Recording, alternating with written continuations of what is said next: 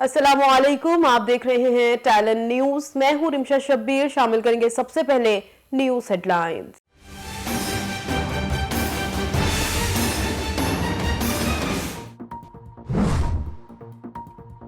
وزیر اعظم عمران خان آج فیصل آباد جائیں گے۔ صحت انصاف قائد کا اجرا اور تقریب سے خطاب کریں گے۔ دوسری جانب عوامی رابطہ مہم تیز کرنے کے لیے پی ٹی آئی کے جلسوں کا شیڈیول تیار۔ پہلا جلسہ 18 فروری کو منڈی بہاؤالدین میں ہوگا۔ سندھ میں تھر پارکر کے مقام پر جلسہ ہوگا، جس کے بعد خیبر پختونخوا میں پاور شو کیا جائے گا۔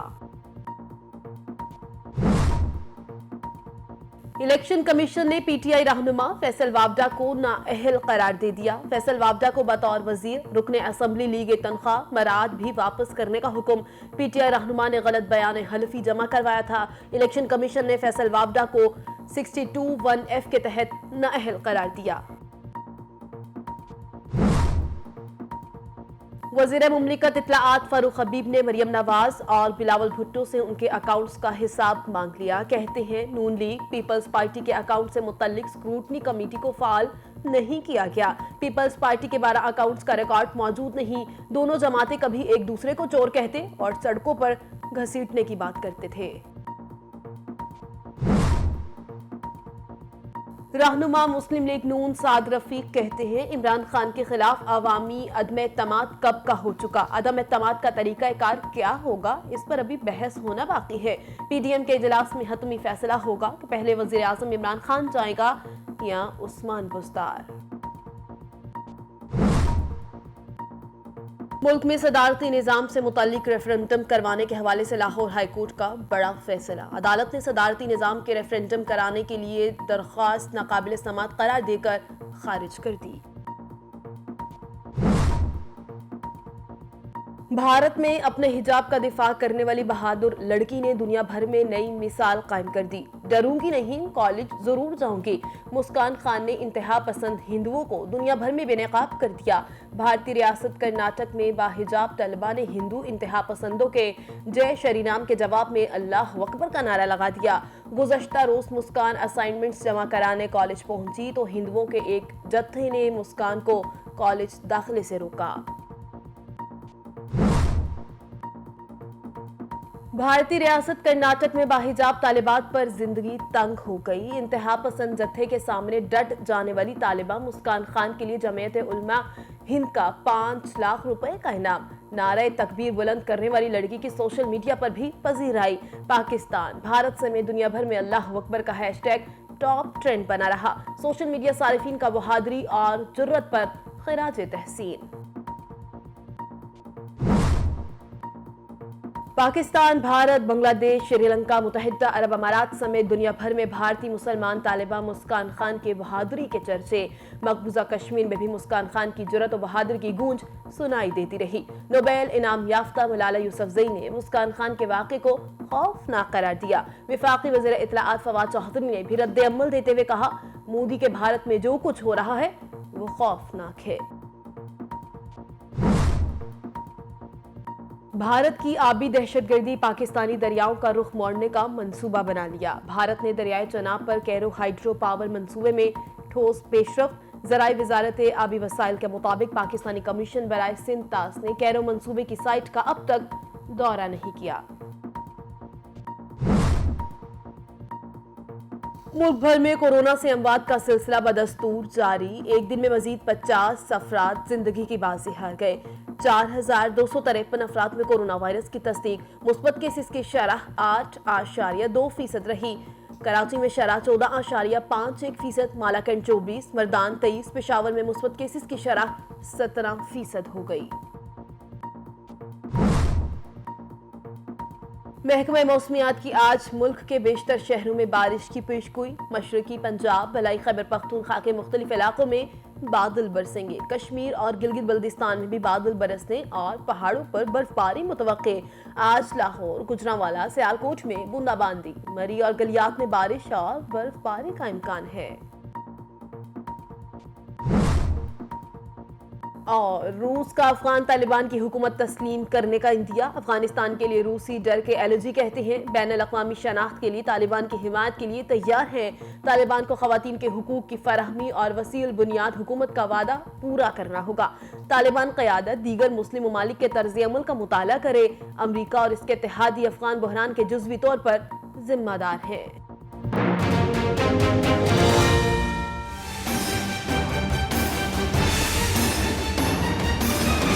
ہیڈ لائنز آپ جان چکے، بلیٹن کا آغاز کریں اور سب سے پہلے آپ کو بتائیں کہ الیکشن کمیشن نے پی ٹی آئی رہنما فیصل واوڈہ کو نااہل قرار دے دیا۔ ای سی پی نے پی ٹی آئی رہنما سے تمام برات واپس لینے کا حکم دے دیا۔ چیف الیکشن کمشنر کی سربراہی میں 3 رکنی کمیشن نے فیصلہ سنایا۔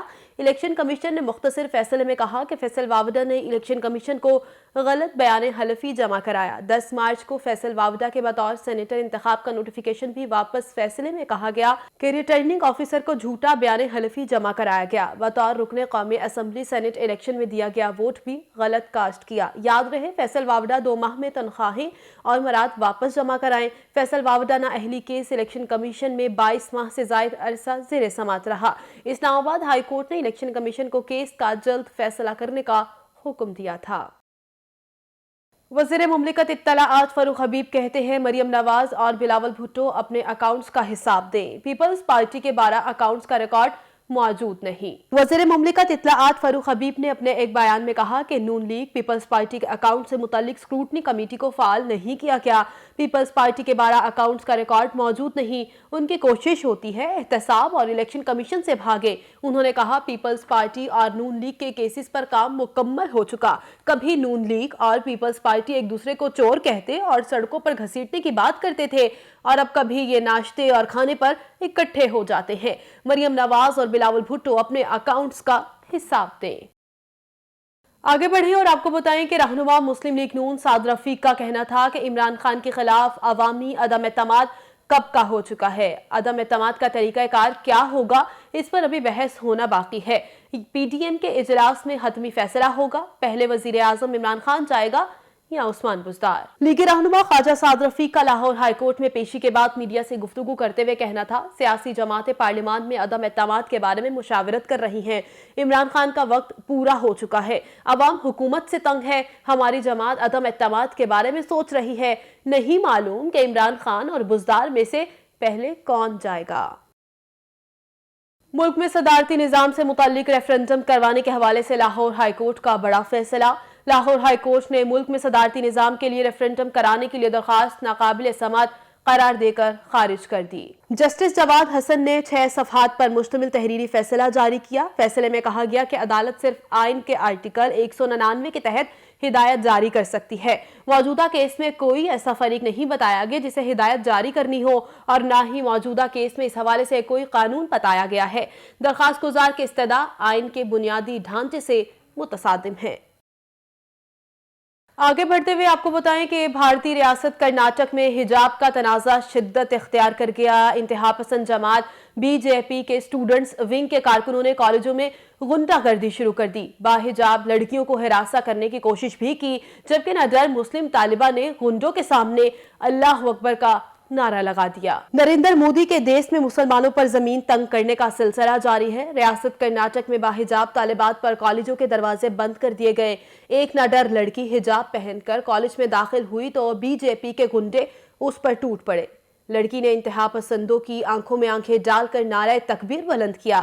اپنی بچیوں کی حمایت میں کرناٹک کی خواتین بھی باہر نکل آئیں اور انتہا پسند ہندوؤں کا ڈٹ کر مقابلہ کرنے کا اعلان کر دیا۔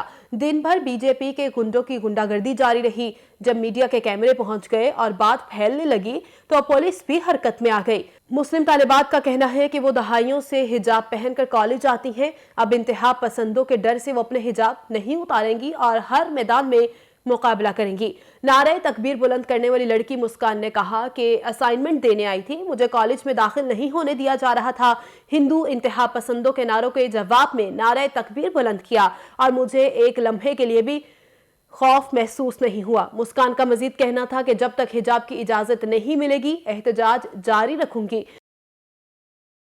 بھارت کی آبی دہشت گردی پاکستانی دریاؤں کا رخ موڑنے کا منصوبہ بنا لیا۔ بھارت نے دریائے چناب پر کیرو ہائیڈرو پاور منصوبے میں ٹھوس پیش رفت کر لی ہے۔ ذرائع وزارت آبی وسائل کا کہنا ہے کہ پاکستان کمیشن برائے سندھ تاس نے کیرو منصوبے کی سائٹ کا اب تک دورہ نہیں کیا ہے۔ تفصیلات کے مطابق بھارت جلد ہی پاکستانی دریاؤں کے پانی کو اپنی مرضی سے تبدیل کرنے کی صلاحیت حاصل کر لے گا۔ اعلیٰ حکام کا کہنا تھا کہ بھارت نے 624 میگا واٹ کے کیرو ہائیڈرو پاور منصوبے کا نہ صرف سول کام مکمل کر لیا ہے بلکہ ٹنل موڑ بھی مکمل کر لیا ہے، جبکہ نیا ٹنل دریائے چناب پر تعمیر کیا گیا ہے۔ لیکن افسوس کی بات ہے کہ پاکستان کمیشن برائے انڈس واٹر نے اب تک سائٹ کا دورہ نہیں کیا ہے۔ حیرت انگیز بات یہ ہے کہ پاکستان اور بھارت سندھ تاس کے مستقل کمیشن میں مارچ میں اجلاس کرنے جا رہے ہیں۔ روس نے افغان طالبان کی حکومت تسلیم کرنے کا عندیہ دے دیا، خواتین کو حقوق فراہم کرنے اور وسیع البنیاد حکومت کی شرط بھی دہرا دی۔ افغانستان کے لیے روسی صدر کے روسی میڈیا کو انٹرویو دیتے ہوئے کہنا تھا کہ روس نے طالبان حکومت کو مشروط طور پر تسلیم کرنے کا عندیہ دے دیا، بین الاقوامی شناخت کے لیے طالبان کی حمایت کے لیے تیار ہیں۔ طالبان کو خواتین کے حقوق کی فراہمی اور وسیع البنیاد حکومت کا وعدہ پورا کرنا ہوگا۔ انہوں نے کہا، کابل پر روسی نظریات مسلط کرنے کی کوشش نہیں کر رہے۔ طالبان قیادت دیگر مسلم ممالک کی طرز عمل کا مطالعہ کرے۔ امریکہ اور اس کے اتحادی افغان بحران کے جزوی طور پر ذمہ دار ہیں۔ ٹیلن نیوز سے فی الوقت اتنا ہی۔ مزید خبروں اور اپڈیٹس کے لیے دیکھتے رہیے ٹیلن نیوز۔